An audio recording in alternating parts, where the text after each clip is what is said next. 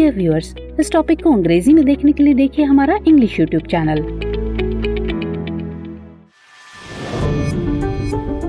दृष्टि आईएएस के to the point programme में आपका स्वागत है। आज के एपिसोड में हम बात करेंगे सुभाष चंद्र बोस के बारे में, क्योंकि आज उनकी जयंती है। तो चलिए शुरुआत करते हैं और सबसे पहले जान लेते हैं कि ये टॉपिक आखिर चर्चा में क्यों है। आज यानी 23 जनवरी को देश भर में महान स्वतंत्रता सेनानी सुभाष चंद्र बोस की जयंती मनाई जा रही है। सुभाष चंद्र बोस की जयंती को पराक्रम दिवस के रूप में मनाया जाता है। चलिए जानते हैं सुभाष चंद्र बोस के बारे में।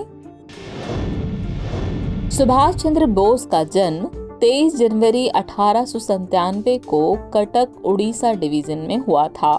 उनकी माता का नाम प्रभावती दत्त बोस और पिता का नाम जानकी नाथ बोस था। 1942 में जर्मनी में आजाद हिंद फौज के भारतीय सैनिकों द्वारा इन्हें नेताजी की उपाधि दी गई। इन्होंने सिंगापुर से अपने संबोधन में महात्मा गांधी को राष्ट्रपिता कहा था। इस तरह महात्मा गांधी को राष्ट्रपिता कहने वाले बोस सबसे पहले व्यक्ति थे। 18 अगस्त 1945 को ताइपेई ताइवान में एक विमान दुर्घटना में बोस का निधन हो गया। हालांकि कुछ मतों के अनुसार यह भी माना जाता है कि इस विमान दुर्घटना के बाद वह कई वर्षों तक जीवित रहे थे। चलिए अब नजर डालते हैं सुभाष चंद्र बोस जी के राजनीतिक करियर पर। 1920 में इन्होंने सिविल सेवा परीक्षा उत्तीर्ण की, लेकिन अप्रैल 1921 में इन्होंने इस्तीफा दे दिया और भारत वापस आ गए। 1921 में बोस ने बंगाल में एक राजनीतिज्ञ चितरंजन दास के अधीन काम किया।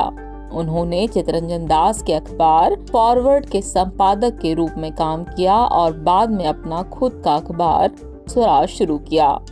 1923 में बोस अखिल भारतीय युवा कांग्रेस के अध्यक्ष और बंगाल राज्य कांग्रेस के सचिव चुने गए। वे 2 बार भारतीय राष्ट्रीय कांग्रेस के अध्यक्ष भी चुने गए। ये अधिवेशन थे 1938 में हुआ हरिपुर अधिवेशन और 1939 में हुआ त्रिपुरी अधिवेशन। उन्होंने 1939 में कांग्रेस अध्यक्ष पद से इस्तीफा दे दिया और बंगाल में कांग्रेस के भीतर ऑल इंडिया फॉरवर्ड ब्लॉक का गठन किया।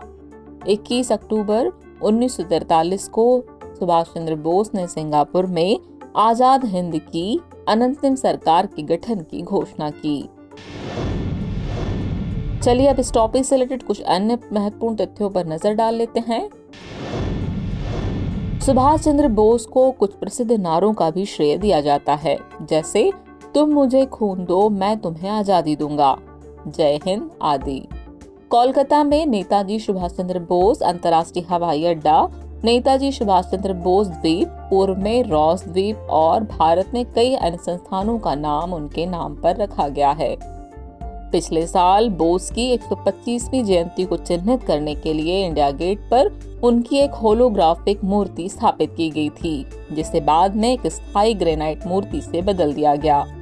बोस के नाम पर आपदा प्रबंधन के क्षेत्र में सुभाष चंद्र बोस आपदा प्रबंधन पुरस्कार वार्षिक शुरू किया गया है। इस पुरस्कार की घोषणा हर साल 23 जनवरी को की जाती है। चलिए अब वक्त हो चला है आज के टॉपिक से रिलेटेड अभ्यास प्रश्न को देखने का। तो अभ्यास प्रश्न है, सुभाष चंद्र बोस के बारे में निम्नलिखित कथनों पर विचार कीजिए। कथन 1 है, इनकी जयंती को पराक्रम दिवस के रूप में मनाया जाता है। कथन 2 है, यह 2 बार भारतीय राष्ट्रीय कांग्रेस के अध्यक्ष चुने गए थे।